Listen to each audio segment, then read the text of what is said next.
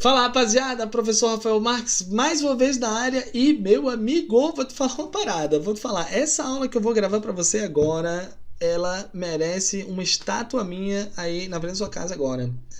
Você vai pegar essa aula que a gente vai ter agora, você vai emoldurar ela, você vai tirar um print, vai botar uma moldura nela na sala e do lado vai botar uma foto minha.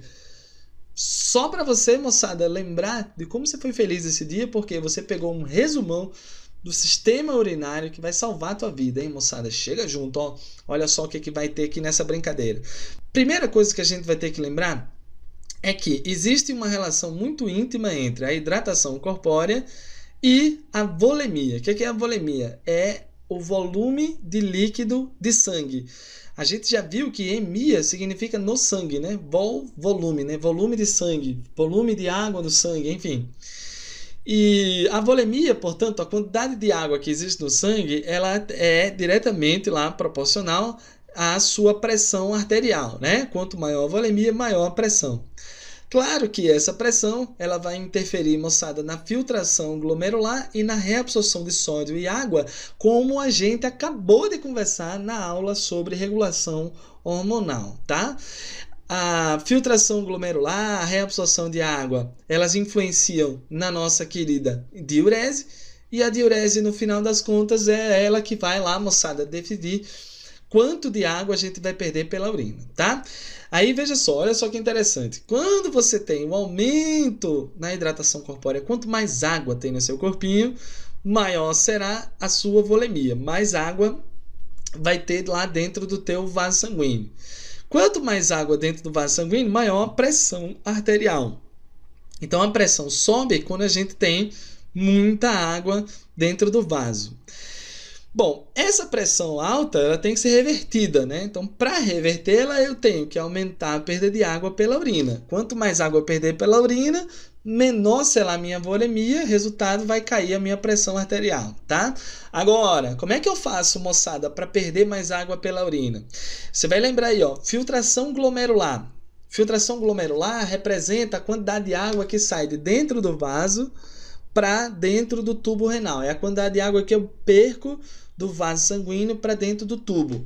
Aí me diz uma coisa, fofinhos, para eu fazer mais xixi, eu tenho que aumentar essa filtração glomerular, eu tenho que reduzir a filtração glomerular? Fala para mim. Ah, moleque, eu vou ter que aumentar a filtração glomerular. Quanto mais água sair do vaso para dentro do tubo renal, maior será a filtração, portanto, mais água eu vou perder pela urina, tá? Agora, desafio número 2, reabsorção de sódio e água. O que tem que acontecer com a reabsorção de sódio e água para eu fazer mais xixi? Eu vou ter que reduzir essa reabsorção de água, né? Porque quando eu reabsorvo água, eu jogo água de volta para o sangue. Eu não quero que isso aconteça. Eu quero que essa água continue dentro do tubo e que ela seja perdida na forma de urina. Bom, então com o aumento da filtração glomerular e a redução da filtração de água, você tem o aumento da diurese, tem, moçada, o aumento na perda de água lá pela urina. E isso, no fim das contas, vai me trazer o controle, o equilíbrio hídrico no nosso organismo, tá? Eu tinha muita água no corpo, eu aumento a perda de água pela urina, tá? E o contrário, Rafa, o contrário, se eu tiver desidratado, por exemplo, se eu tiver lá com uma quantidade de água abaixo do ideal, o que vai acontecer com o meu corpinho? Vai rolar o seguinte: pouca água no corpo vai reduzir a quantidade de água no sangue, reduz a pressão arterial. No que reduz a pressão, moçada, o que eu tenho que fazer para fazê-la subir? Eu tenho que tornar o volume de sangue maior. E para fazer isso, eu tenho que puxar a água que está dentro do ducto renal de volta para o sangue. E para eu puxar a água de volta, eu tenho que fazer duas coisas. Primeiro, filtração glomerular eu diminuo, porque eu quero que pouca água seja perdida pela urina, né?